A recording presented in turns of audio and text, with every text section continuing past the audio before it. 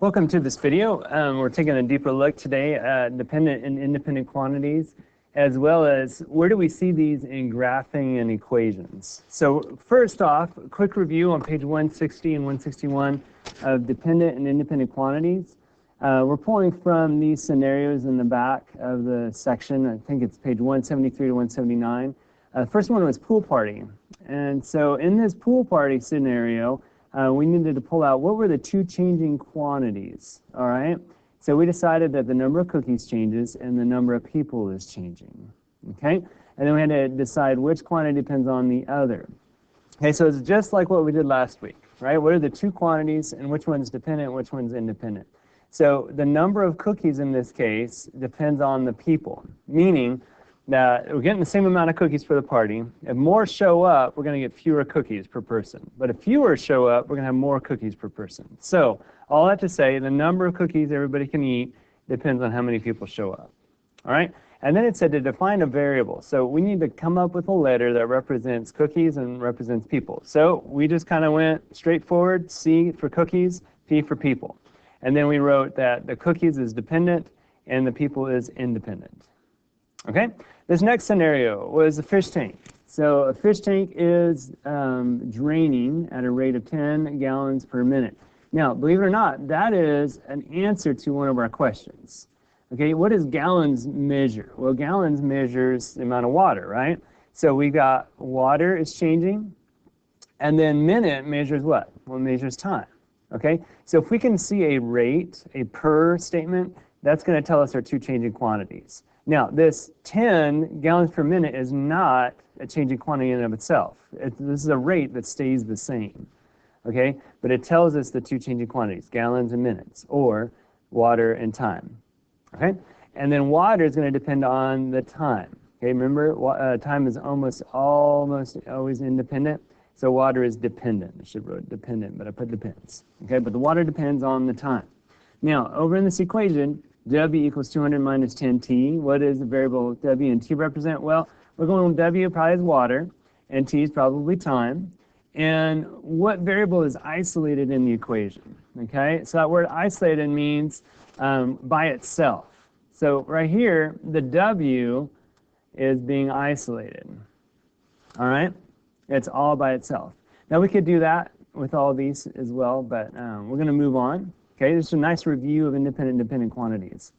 All right, now on this page, 162, it says a store makes 20% profit on the total price of all the items they sell. So the two changing quantities are the profit and the items they sold, okay, or the total price.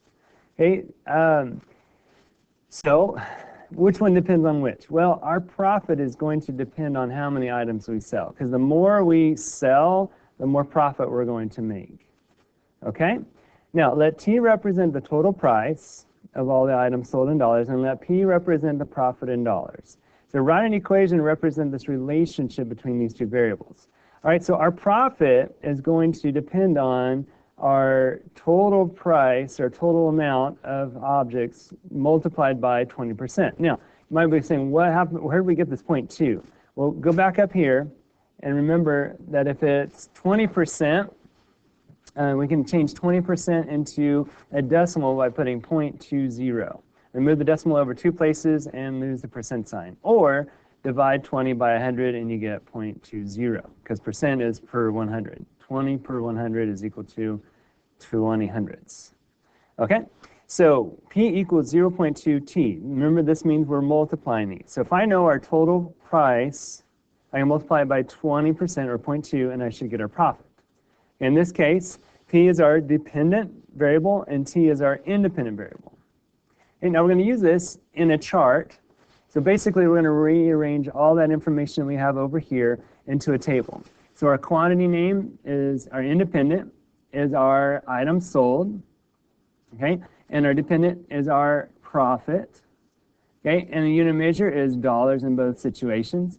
And our variable for this is T, and our variable for this was P. You can again look over here. Now, in this situation, they give us $25 for T. So what I need to do is put 25 in for my variable here, and then solve it. So 25 times 0.2 equals 5, and then I need to do that for $49.95. 0.2 times 49.95 is 9.99. And so I put those numbers here on my table. And then finally, 99.95 times 0.2 is 19.99. All right? Then I need to plot those points in the graph. Okay? And since 25 is right here and 5 is right here, I put a point right there. And since 49.95 is really close to 50, I'll put that dot here and 10 right here because 9.99 is close to 10. And then finally, this is really close to 100, so I'm going to go over to 100 and then go up to 20 and put a dot there. Now, is this discrete or continuous? Well, the dots alone would be discrete. Okay, but wouldn't any of these amounts make sense? Couldn't I have less than $25 or less than $5? So any of these points really do make sense because money can be decimals, it can be fractions. Now, on which axis is the independent variable? Independent variable is my total price. And where do we find total price?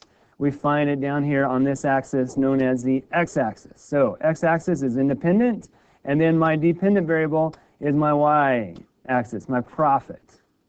Okay? Thank you for watching.